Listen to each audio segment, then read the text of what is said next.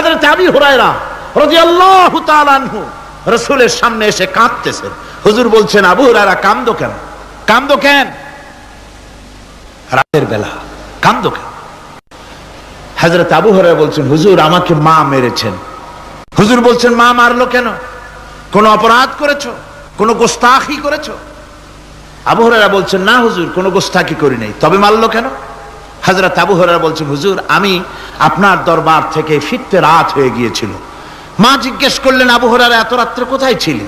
বললাম, আমি ছিলাম যে কদম চুমতে পারলে দুনিয়া ধন্য হয়, সেই দরবারে নববীর কদম মোবারক থেকে আসতে আমার দেরি হয়েছে। আমার মা মুশরিকা, আপনার নাম শুনে তার গায়ে আগুন জ্বলে উঠলো, আমাকে ধরে মারা আরম্ভ করলো। বলল, হয় আমার বাড়ি ছাড়বি আর না হয় মুহাম্মদ সাল্লাল্লাহু আলাইহি ওয়াসাল্লামের দরবার ছাড়বি। আমি বললাম, আমার মা, তুমি বুড়ি মানুষ, তোমার গায়ে যত শক্তি আছে সমস্ত শক্তি দিয়ে আমারে পিটাও, আমারে মারো। মারতে মারতে আমাকে বাড়ি থেকে তুমি বের করে দাও। তোমার বাড়ি শুদ্ধ, তাম দুনিয়া ছেড়ে দিতে পারি, আল্লাহর নবীর কদম মোবারক ছেড়ে দিতে পারি না। হুজুর আমার মা আমাকে গলা ধাক্কা দিয়ে বের করে দিয়েছেন। হুজুর বলছেন, আবু হুরায়রা তোমার মা তোমাকে মেরেছে, তুমি আমার কাছে নালিশ করছো?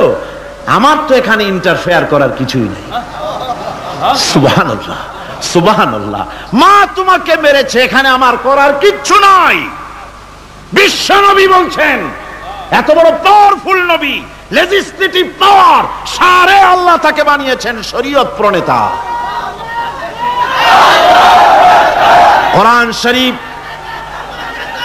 কোরআন শরীফে শুধু হালাল ও হারামের, হালাল এবং হারামের, বৈধ এবং অবৈধের সীমারেখা শুধু কোরআনই ঠিক করেনি, রাসূলের জন্য আল্লাহ ছেড়ে দিয়েছেন। আল্লাহ রাসূলও হারাম, হালাল এবং হারামের বৈধতা অবৈধতার সীমারেখা নির্ধারণ করেছেন। এত বড় ক্ষমতা তার, এত বড় পাওয়ারফুল বিশ্ব নবী, তিনি বলছেন মা মেরেছে, আমার করার কিছু নাই। চিন্তা করেন কত বড় কথা, এ কথার লোড কত। হযরত আবু হুরায়রা বলেন, ইয়া রাসূলুল্লাহ, মা মাকে মেরেছেন, আমি আল্লাহর নবীর কাছে মায়ের বিরুদ্ধে নালিশ করতে আসি নাই। বললেন, কেন এসেছো? হযরত আবু হুরায়রা বলেন, হুজুর এসেছি একটা কারণে, আমি জানি আল্লাহ নবী যদি আল্লাহর দরবারে হাত উঠায়া কোনো জিনিস বলে, আল্লাহ রাব্বুল আলামিন সঙ্গে সঙ্গে মঞ্জুর করে নেন। হুজুর আমি এসেছি, মেহেরবানি করে দোয়া করুন আমার মাকে যেন আল্লাহ হেদায়েত নসিব করে দেন। আল্লাহ নবী হাত উঁচু করে বললেন, আল্লাহুম্মা হিদি উম্মা আবি হুরায়রা, আয় আল্লাহ আমি দোয়া করি আবু হুরায়রার মাকে তুমি হেদায়েত নসিব করে দাও। রাসূলুল্লাহ দোয়া করছেন আর আবু হুরায়রা সমানে দৌড়াচ্ছেন। তিনি দৌড়াচ্ছেন, পিছন থেকে কয়েকজনে আবু হুরায়রার জামা টেনে ধরেছে, দৌড়ক। তাদের জানা আবু হুরায়রা খুব ভদ্রলোক মানুষ, কোন ঝড় ঝামেলার মধ্যে থাকে না, রাগ সাগ করে না, চিৎকার মারে না, দৌড় মারে না, এত ভদ্র শরীফ, দৌড়ায় কেন? না জানি কোন বিপদ বুঝি ঘটে গেছে। পিছন থেকে জামা টেনে ধরে বলে, দৌড়াও কেন? হযরত আবু হুরায়রা জামা সাহাবীর হাত থেকে ছিনায় নিয়ে বলেন, জামা ছেড়ে দাও, আমাকে দৌড়াতে দাও। আমি দৌড়াইয়া বাড়ি যে দেখতে চাই, আমি দৌড়াইয়া আগে আমার বাড়ি পৌঁছতে পারলাম না, আমি যাওয়ার আগে আমার আল্লাহর নবীর দোয়া আমার বাড়ি পৌঁছে গেছে, আমি এইটা দেখতে চাই। হযরত আবু হুরায়রা বাড়িতে গিয়ে দরজা নক করলেন, ভেতর থেকে আওয়াজ এলো, কে? হযরত আবু হুরায়রা বলেন, মা আমি তোমার আবু হুরায়রা ফিরে এসেছি।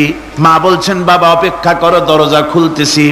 হযরত আবু হুরায়রা বলেন, মায়ের গলার আওয়াজের ভিতরে শিরকিয়াতের কর্কশতা পেলাম না, মায়ের গলার আওয়াজের ভিতরে তাওহীদের গন্ধ পেলাম।